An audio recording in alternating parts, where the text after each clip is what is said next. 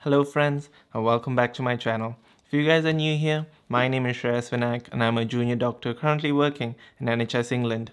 So just recently I spent an exorbitant amount of money in purchasing the new Magic Keyboard for the iPad Pro. I know I'm about 3 months too late now, so this is essentially my 3-month review.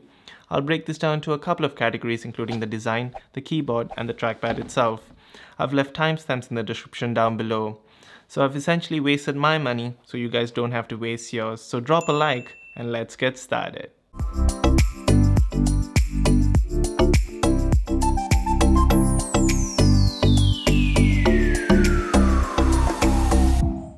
Let's begin from the outside, and that is the material itself. If you've used the previous Smart Folio keyboard, then you'll be quite aware of the quality of the material that is used. If you've not, well, it sucks. It feels premium for the first 10 seconds of unboxing, but within a couple of minutes you start to notice dirt and scuff that's almost impossible to remove. Another negative is that within a couple of months the cover tends to wrinkle and lose its finesse, so the material unfortunately is not something to get excited about.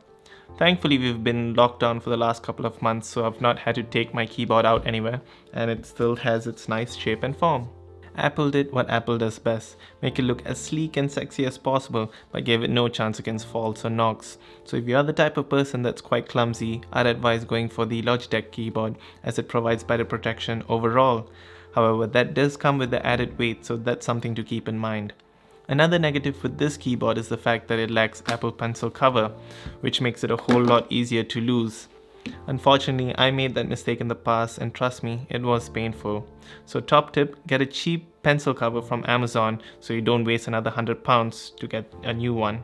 So since I've bashed this guy up all this while, it's time I justify to myself why spending £300 was remotely worth it.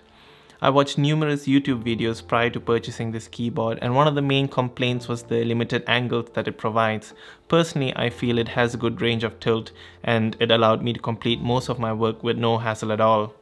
I even work in bed and use this at awkward angles with no issues whatsoever. Lappability is somewhat questionable, as I need to be wary of it constantly, as if I push it all the weight of the iPad just tips it over the edge. But yet, I guess you can still make it work if you need to. Just make it a point to rest your hands on the keyboard at all times and you should be fine. Now the reason why most people purchase the iPad is obviously due to its portability. But when you add the keyboard, which is about 700 grams, the total weight doubles to about 1.4 kilos. Now is this a deal breaker? To some maybe, but the fact that I can do my studying in tablet mode and immediately switch to using the keyboard to say reply to an email or write up a case discussion makes this a better package than carrying a laptop around in my point of view. The fact that you can seamlessly transition between tablet and laptop mode somewhat makes this worth the money. I said somewhat. Another huge advantage of this keyboard compared to the other commonly used iPad keyboards out there is the use of the smart connector. With this, I never have to worry about charging my keyboard, and the amount of power it draws from the iPad itself is barely noticeable. The added charging port on the side of the keyboard also frees up the iPad's USB-C for other connections like HDMI or a pen drive. For the longest time, I've only been using my iPad with this keyboard and getting my day-to-day tasks done. Does it replace a laptop? I touch on that at the end of the video, so stick around to find out. Now coming to the most important part of the review, which is the keyboard itself. The feel of typing on this keyboard is quite similar to any other keyboard that Apple has released quite recently. The tactile feel gives you enough of feedback to know that you're actually pressing on the keys as opposed to Apple's previous butterfly keyboard. The added advantage of the iPad Pro 12.9-inch as well as with this keyboard is the fact that the keyboard size is quite similar to any other keyboard out there. So you never have to shift your bearings when alternating between different devices. Oh, another cool thing about this keyboard is the automatic backlight functionality. It uses the iPad camera to automatically adjust the backlight, which is definitely not necessary, but nice, since there's no function keys to change the backlighting directly from the keyboard. I agree it's quite cumbersome that Apple didn't add the function keys, but over time, you just get used to it. Now comparing this to the two most commonly used iPad Pro keyboards out there, I'll have to say that the Logitech keyboard does feel just a tad nicer. I can't seem to put my finger on it, but something about it makes it feel better to type on.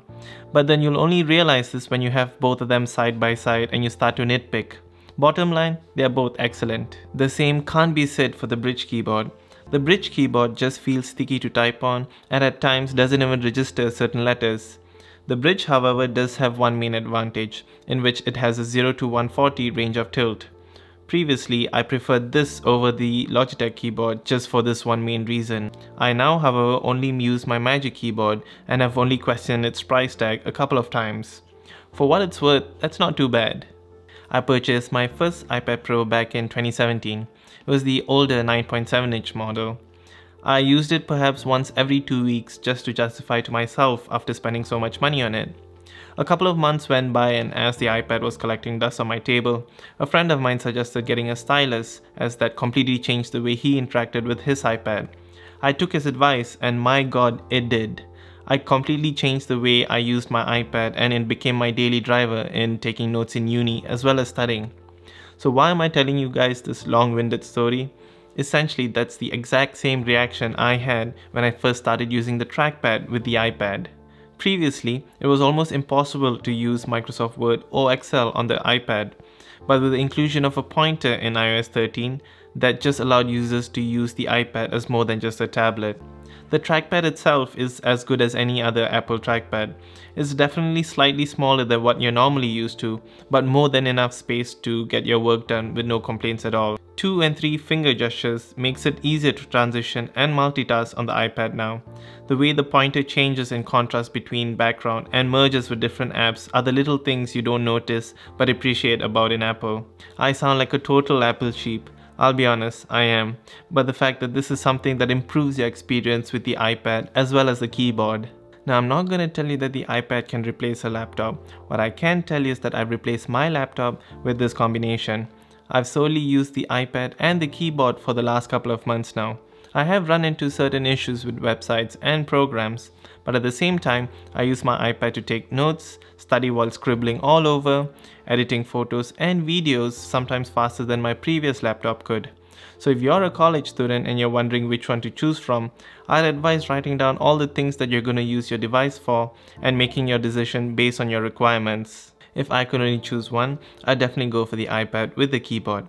Even at times when this just doesn't cut it, I used to use my university computer to get the job done. Even now, I'm planning on getting a desktop mainly for its bigger screen as well as a faster graphics card for editing videos. So the question is, can this replace your laptop? It did for me, and I'm sure it can for some, if not most of y'all. That's about it for today's video. Hope you guys enjoyed it, and if you did, please do like and subscribe down below. If you guys are intending on getting a new device, let me know in the comments down below which one you've chosen and why. I'd love to hear your views on it. Follow me on Instagram and Twitter with the links down below. Check out my previous videos on productivity as well as insightful tips on medicine. I hope you guys are wearing your mask and staying safe out there, and I'll catch you all in my next video.